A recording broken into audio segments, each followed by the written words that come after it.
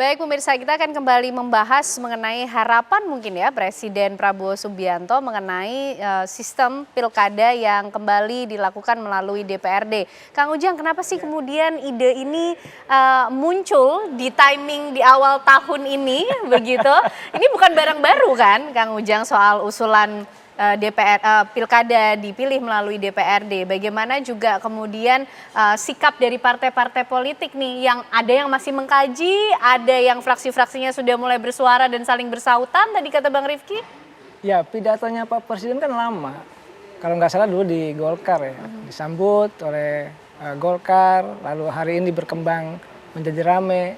Tetapi saya ingin menjawab juga apa yang disampaikan oleh Bang Rifki ya, bahwa tidak usah diperdebatkan secara konstitusional, tapi memang iya dalam konteks konstitusinya. Karena kalau kita berkaca pada teori apa yang disampaikan oleh Bang Pipin tadi, benar bahwa dalam demokrasi ada dua, ada direct demokrasi dan indirect demokrasi. Artinya demokrasi langsung itu tentu melalui pemilihan rakyat, rakyat yang memilih. Tapi ada yang indirect demokrasi, yaitu yang keterwakilan itu, yang dimana kepala daerah dipilih oleh DPRD.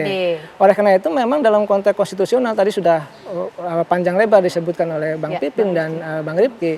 Tetapi rakyat juga perlu dong untuk berdebat, untuk mengkaji, mendalami, melihat baik buruknya, sehingga betul-betul apa yang menjadi pesta rakyat kemarin itu tidak langsung diambil alih ya di DPRD aja. Oleh karena itu tadi kebahagiaan rakyat, sorak-sorai walaupun biayanya tinggi, ini menjadi catatan-catatan demokrasi kita selama 2 dekade, apa yang disampaikan oleh Bang Pipin tadi. Oleh karena itu dalam konteks konstitusinya iya, tidak ada pelanggaran apapun, dalam konteks teoretiknya juga iya. Tapi dalam konteks kebatinan masyarakat harus dilihat secara mendalam. Kenapa? Dalam konteks pilkada yang biayanya besar ini memang plus minusnya luar biasa banyak. Salah satu kelebihannya mungkin masyarakat sorak-sorai, masyarakat hidup. Jadi masyarakat yang bisnis paos ya jalan gitu, sablon juga jalan gitu, semua jalan hidup. Partisipasi publik di banyak sektor. Iya, di banyak sektor juga jalan. Nah kalau nanti misalkan di DPRD seperti apa? Oleh karena itu. Nah kelemahannya apa tuh Kang? Ya, kalau misalnya pilkadanya dilakukan melalui DPRD Kang? Ya tentu begini, ketika misalkan money politik itu terjadi ketika pemilihan langsung. Saya juga konsultan politik ya, kemarin menangani beberapa daerah, bagaimana curhat kepala daerah itu luar biasa. Misalkan satu daerah di Sulawesi itu sampai 100 miliar menyiapkan anggaran. Lalu di beberapa daerah kabupaten kota juga menyiapkan uang 50 miliar juga untuk menyiapkan anggaran juga. Dan ini sebuah kenyataan. Sudah jadi rahasia umum ya, ini kan sebenarnya dijawab oleh Pak Presiden dan partai-partai untuk katakanlah mengembalikan pemilihan kepada DPRD. Apakah ini jalan keluar yang terbaik? Tentu harus dicari, atau justru ditimbang-timbang gitu. Memindahkan dari masyarakat kemudian kepada wakil-wakil rakyat. Pernah punya pengalaman dulu di daerah saya, pilkada di DPRD gitu ya. Salah satu partai mengajukan calonnya, ya mohon maaf money politiknya terjadi di situ. Bahkan ditandai nanti yang tidak milih itu diancam dan lain sebagainya. Ada terjadi itu sejak 20 tahun yang lalu. Nah, apakah ke depan tadi ya kita lihat plus minusnya seperti apa. Tadi sebenarnya kalau di masyarakat itu money politiknya ada di masyarakat, tapi di DPRD tidak menghilangkan money politik juga, tetapi mungkin lebih ringan. Efisiensi anggaran mungkin APBN dan APBD juga menjadi sedikit. Dan ini kan melihat bahwa kondisi kita, kondisi bangsa juga sedang, mohon maaf, efisiensi dalam konteks untuk membangun bangsa. Oleh karena itu, saya mencoba untuk memahami bahwa ruang Pak Presiden dan partai-partai koalisi ya tadi yang bersepakat dan ada yang menunggu seperti PKS, tentu juga harus bersama-sama sejalan seiring dengan keinginan publik. Apa yang menjadi keinginan publik ini, jangan sampai nanti publiknya ingin A gitu, partainya memberi yang B. Ya ini juga jangan sampai. Yang jangan pasti sampai wakil rakyat justru tidak betul-betul mewadahi bagaimana suara rakyat. Ya, gitu dong, Kang. artinya rakyat perlu didengar aspirasinya, perlu dicarikan jalan keluarnya sehingga betul-betul pilkada itu menjadi pilkada yang bukan hanya tadi keinginan elit, tapi juga keinginan masyarakat. Ini yang harus kita cari jalan keluarnya. Ya saya meyakini kajian-kajiannya sudah banyak. PKS juga punya, Bang Rifki juga, Nasdem juga punya, semua partai juga semua punya. Cuma memang kalau dilihat dari banyak protes menurut saya lihat ya, kajian-kajian ini bukan hanya merugikan partai ketika pemilihan langsung, bukan hanya merugikan kandidat, tetapi juga banyak hal di situ, anggaran juga dirugikan. Tetapi saya ingin mencari titik temu yang jernih ya. Artinya tadi menyimbangkan kekuatan elit dengan rakyat menjadi satu gitu. Itu menyeimbangkan bagaimana kekuatan elit dan juga rakyat, bicara soal suasana kebatinan masyarakat, aspirasi masyarakat. Kita coba cek langsung Kang Ujang, Bang Pipin dan juga Bang Rifki, bagaimana sih aspirasi masyarakat sendiri mengenai usulan pilkada ini kembali dilakukan melalui DPRD bersama rekan kami Herninda Febiola. Olive, silakan.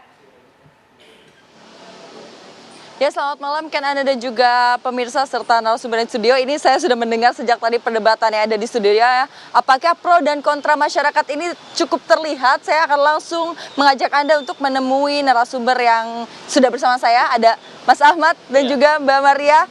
Mas Ahmad dulu, kita ke Mas Ahmad. Bagaimana Mas tanggapannya soal wacana terkait keputusan pilkada akan diambil alih atau di voting oleh DPRD langsung? Oh iya. Saya kira ini usul yang baik-baik saja gitu. Kenapa? Dikarenakan satu meminimalisir daripada keuangan negara itu sendiri. Jadi dampak signifikan kepada negara pun itu akan terasa saya kira. Itu uang itu dialokasikan untuk siapa ya? Untuk rakyat lagi. Seperti itu. Itu yang simpel saya kira seperti itu. Tapi dengan kemungkinan adanya money politik ini seperti apa nih? Justru money politik itu terjadi gara-gara banyak partai.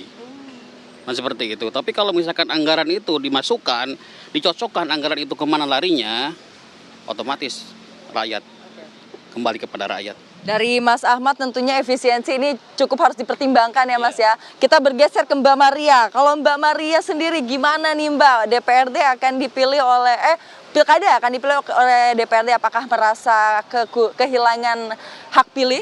Ya, kalau menurut saya ketika pemilu atau pilkada dilakukan oleh DPRD, maka hak suara rakyat jadi terhilangkan gitu ya, esensinya gitu. Karena kan secara undang-undang juga kita, undang-undang dasar negara kita kan berkedaulatan rakyat, maka oleh karena itu keputusan dan kembali berpolitiknya dari rakyat kembali. Cuma memang perlu strategi yang penting ya untuk mendidik masyarakat untuk melek politik agar tidak salah pilih seperti itu. Nah, kalau dari sistem yang efisien terkait tadi kan ada efisiensi waktu dan juga biaya. Menurut dari Mbak Maria yang kontra nih dengan hal tersebut gimana? Ya, lebih kepada untuk ini ya, mungkin kampanyenya terhadap para calon kepala daerah ya, seperti itu. Juga pengawasan terhadap partai politik, sama juga terhadap ini keamanan data. Nah, ini sering kali kan terjadi masalah di data dapil ya, data pemilih kayak gitu. Kita kembali ke Mas Ahmad nih, Mas. Kalau menurut Mas Ahmad, perubahan ini nantinya justru akan membawa pada kemajuan atau kemunduran demokrasi ini sebagai hak pilih? Dari hak pilih. Saya kira justru demokrasi ini rusak itu gara-gara apa gitu kan ya. Kita harus kembali ke sana dulu. Demokrasi memang setiap kita bebas untuk memilih gitu kan, memilih apa gitu kan. Tetapi sebagaimana yang kita lihat yang terjadi sekarang yang real itu apa yang terjadi? Yang terjadi itu kan money politik juga. Kalau seperti itu ya sudah, ketok palu aja ke zaman dulu kan seperti itu. Nah itu simpelnya seperti itu. Nah, menanggapi Mbak Maria silakan ditanggapi mungkin dari statementnya. Iya, kalau akhirnya pemilihan itu dilakukan oleh Dewan Perwakilan, maka kita mengalami kemunduran berpolitik sebenarnya ya pada esensinya. Karena kita akan kembali lagi partai penguasa atau kelompok penguasa yang akan mengendalikan hal itu gitu. Seperti itu. Kalau dari Mbak Maria ada nggak solusi atau saran kepada para pejabat kita terkait pilkada ini? Lebih kepada ini ya, pendidikan politik kepada masyarakat agar tidak lebih melek politik atau lebih melek terhadap figur yang harus mereka pilih, lebih integritasnya tinggi dan membawa kemajuan pada masyarakat seperti itu. Terima kasih Mbak Maria, Mas Ahmad atas waktunya. Nah, Ken Ane dan juga narasumber yang terhormat di studio sana. Begitulah seru sekali ya tanggapan dari masyarakat, ada yang pro dan juga ada yang kontra. Saya kembalikan ke studio Ken Ane. Baik, nampaknya perdebatan belum terjadi di ruang parlemen, tapi sudah terjadi di tengah masyarakat ya. Ada yang pro, ada yang kontra. Kita coba bantu PKS untuk bisa menyerap aspirasi masyarakat untuk akhirnya menentukan suara. Tapi nanti ya dijawabnya Bang Pipin sesaat lagi, pemirsa, kami kembali untuk Anda.